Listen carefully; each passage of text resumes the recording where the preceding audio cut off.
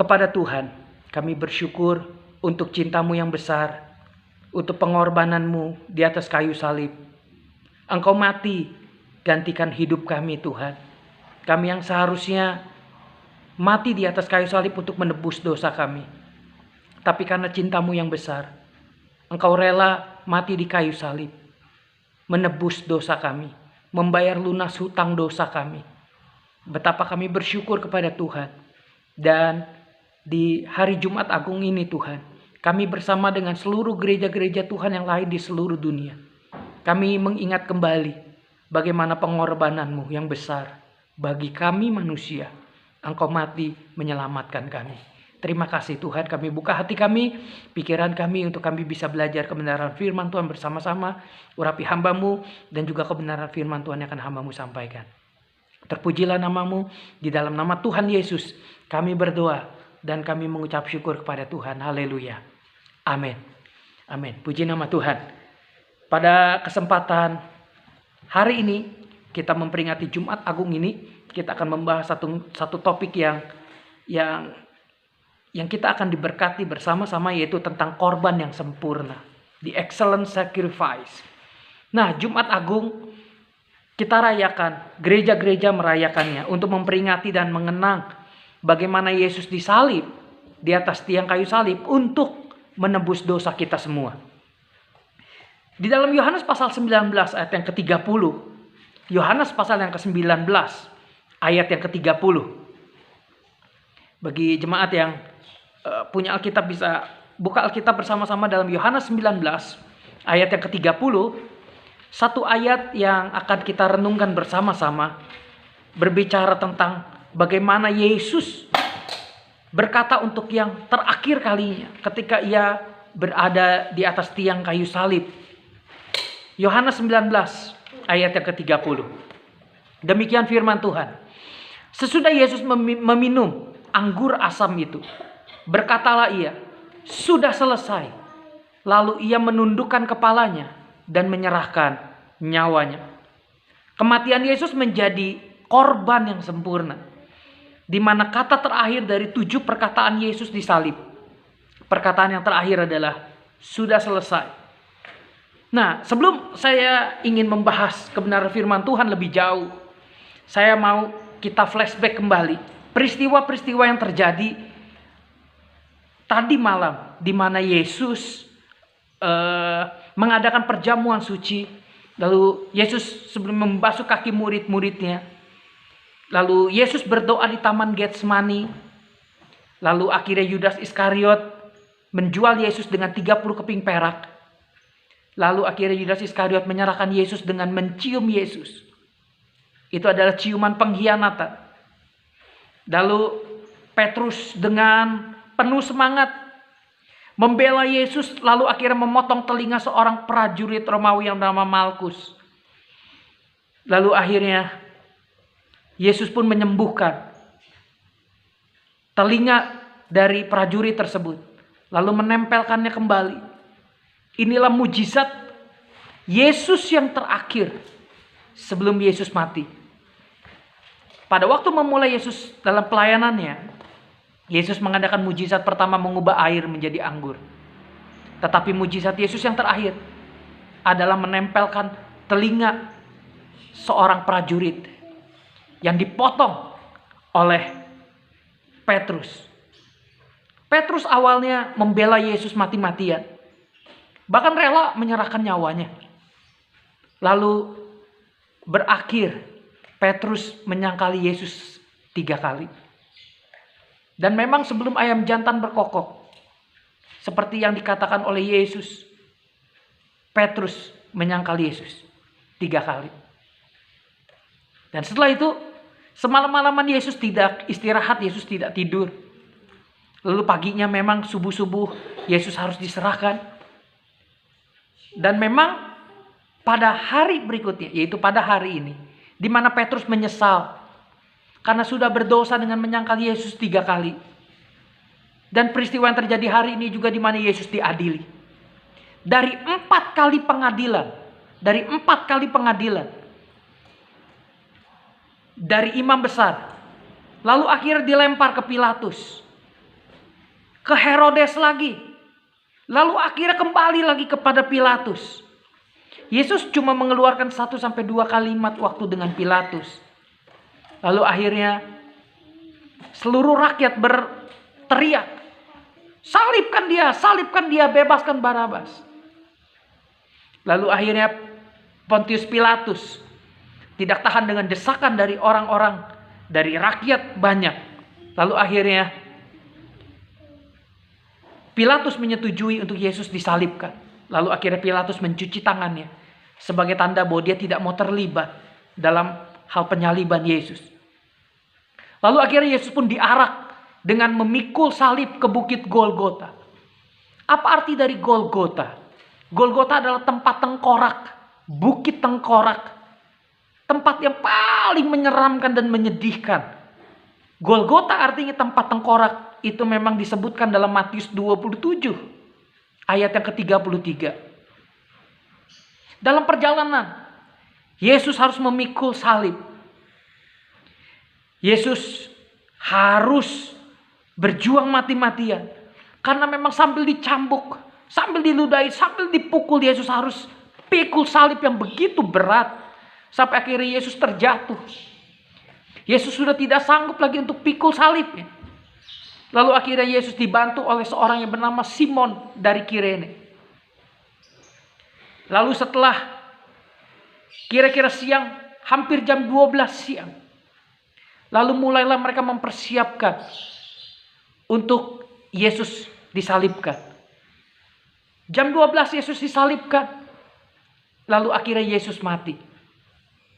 Yesus digantung di kayu salib selama 3 jam. Jam 3 sore baru mayat Yesus dikuburkan. Yesus dikuburkan di goa milik dari Yusuf Arimatea. Ingat, Yesus lahir pinjam palungan. Dan Yesus mati pinjam kuburan. Itulah Yesus. Itulah Raja di atas segala raja. Itulah Yesus yang kita sembah. Yesus tidak lahir di tempat yang mewah. Dan Yesus tidak mati di tempat yang mewah. Yesus tidak beli goa untuk menjadi kuburan. Tapi justru Yesus pinjam goa dari Yusuf dari Arimatea. Dari peristiwa ini kita bisa belajar 2 hal. Yang pertama, bahwa kematian Yesus adalah untuk menunjukkan kasih-Nya Allah. Kasih-Nya Tuhan yang besar bagi kita semua. Manusia berdosa tidak bisa selamatkan diri mereka. Agama tidak bisa menyelamatkan manusia. Justru dengan adanya agama manusia saling membenci. Dengan adanya agama justru perang di mana-mana. Justru mereka membunuh oleh karena agama mereka. Agama tidak bisa menyelesaikan dosa. Agama tidak bisa menyelesaikan semua yang terjadi di dalam dunia ini. Karena memang manusia sudah berdosa di hadapan Tuhan. Dosa sudah memutuskan hubungan manusia dengan Allah. Tetapi dosa tidak memutuskan hubungan Allah dengan manusia. Yesus turun ke dalam dunia ini untuk tebus dosa saya dan kita semua. Makanya dalam Yohanes 3 ayat 16 dikatakan bahwa karena begitu besar kasih Allah akan dunia ini, sehingga Ia mengaruniakan anaknya yang tunggal, sehingga barang siapa yang percaya kepadanya tidak binasa, melainkan beroleh hidup yang kekal. Perjanjian Lama mencatat bahwa salib adalah tempat terkutuk. Seorang filsuf yang bernama Cicero, filsuf dari Athena, Yunani, mengatakan bahwa orang Romawi boleh dihukum apa saja. Bisa ditarik oleh 4 kuda. Tetapi satu hukuman yang tidak boleh diberikan, yaitu salib. Mengapa? Karena salib terlalu menghina.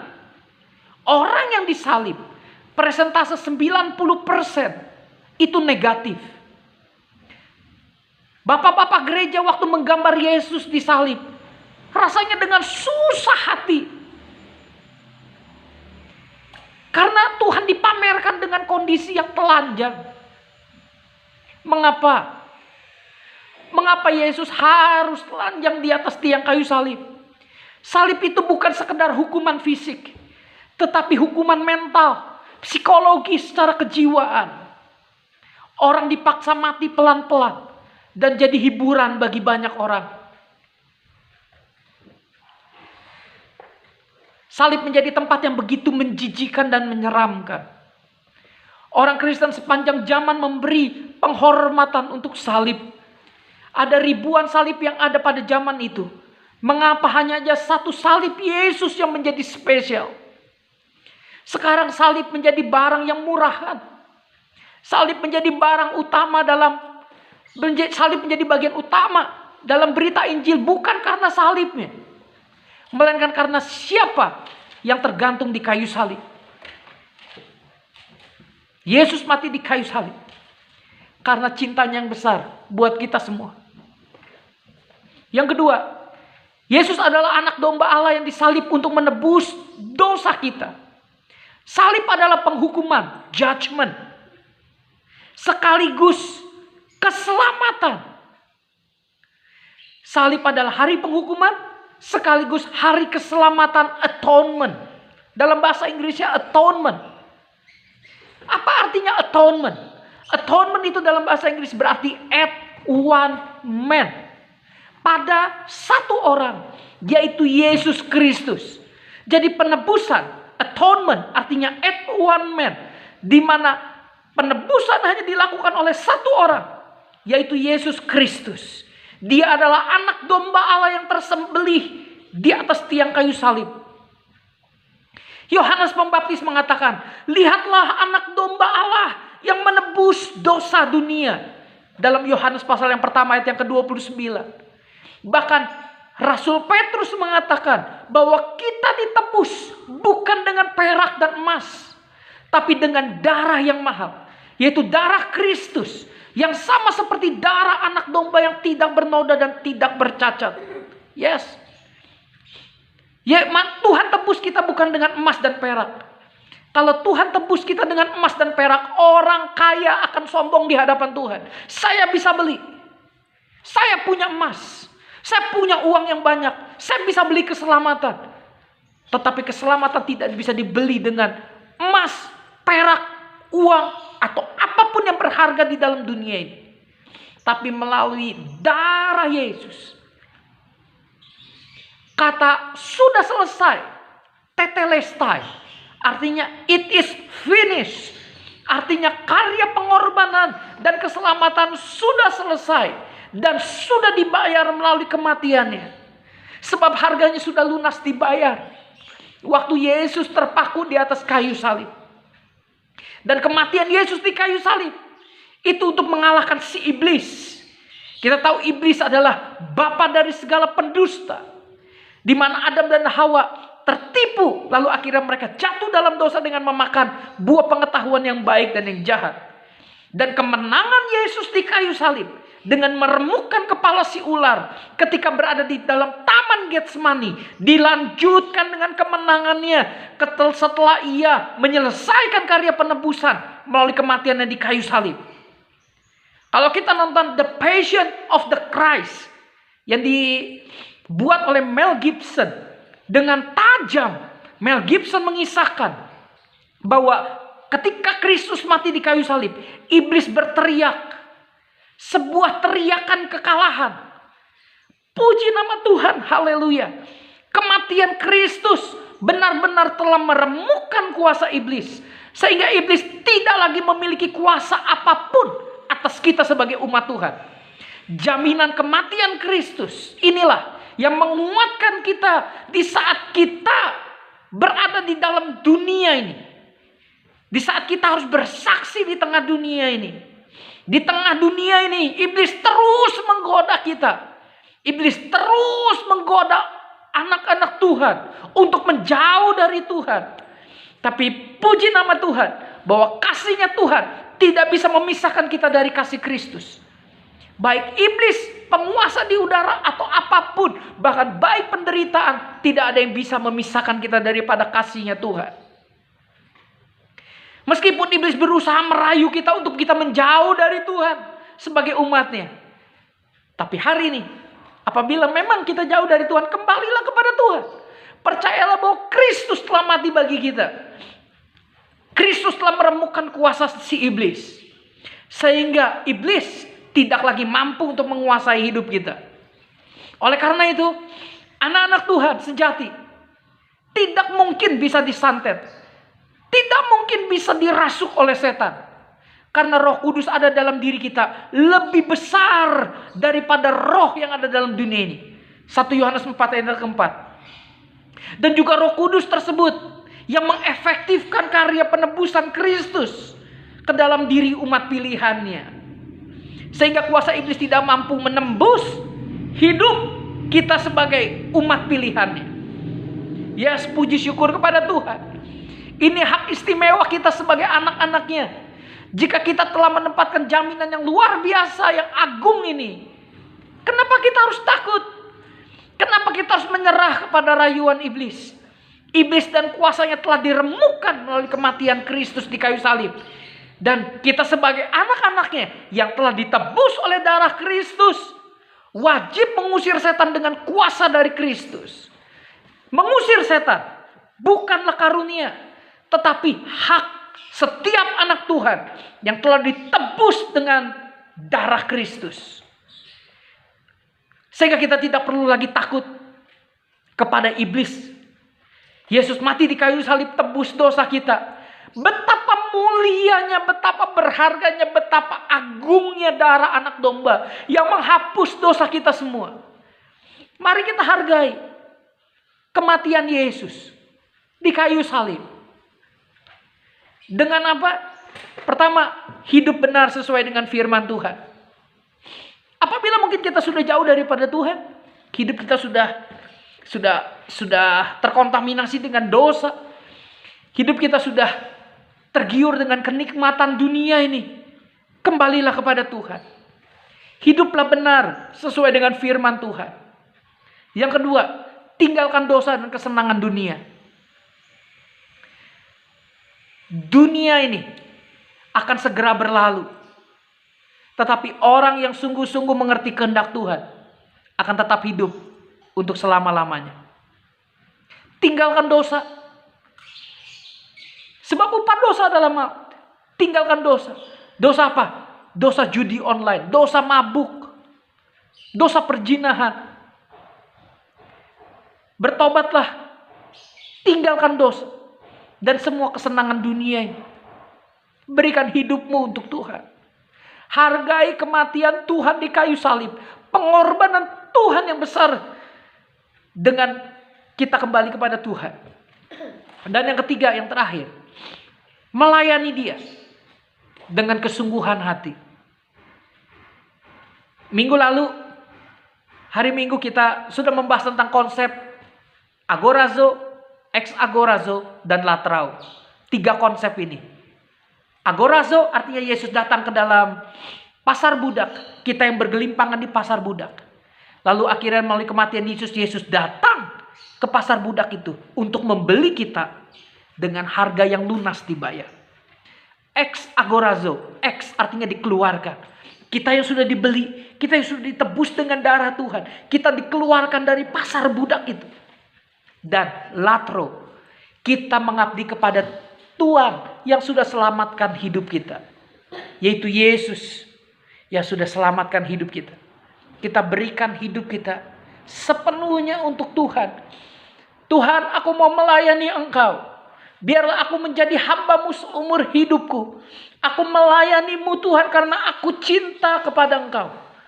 Bukan karena kita mencari uang di dalam gereja. Kita melayani Tuhan bukan karena ingin populer. Kita melayani Tuhan bukan karena ingin dipuji oleh manusia. Tapi kita melayani Tuhan karena memang kita menyalurkan cinta kita kepada Tuhan. Tuhan yang sudah mati tebus kita. Tuhan, aku serahkan hidupku. Aku melayani Engkau dengan kesungguhan hatiku. Aku melayani Engkau karena aku cinta Engkau. Dan aku ingin membalas cintamu yang besar dengan aku menyerahkan hidupku untuk melayani Engkau. Di hari Jumat Agung ini, Pertanyaan saya adalah, maukah kita? Maukah kita hidup benar di hadapan Tuhan? Maukah kita tinggalkan dosa dan kesenangan dunia? Dan maukah kita melayani Tuhan dengan kesungguhan hati kita? Tuhan yang tahu isi hati kita. Tuhan yang mengenal isi hati kita. Setelah dengar firman Tuhan ini, sebelum kita nanti akan mengambil perjamuan suci,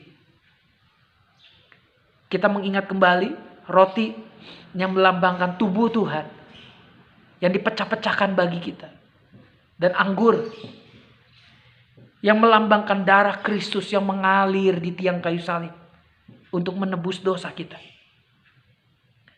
Maukah kita kembali kepada Tuhan?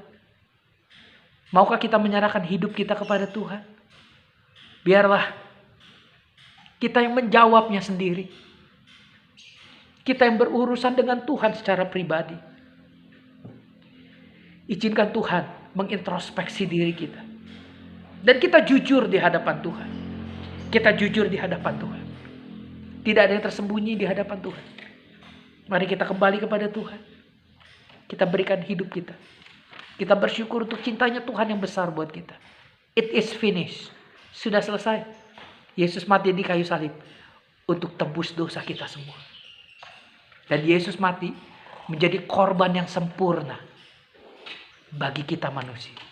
Sekali lagi, agama tidak bisa menyelesaikan dosa.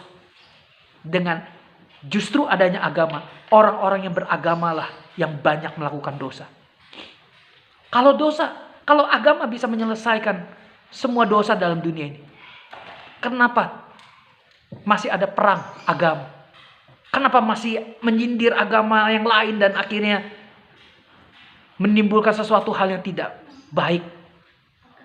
Biar kita bisa sungguh-sungguh merenungkan firman Tuhan ini, dan kita kembali kepada Tuhan.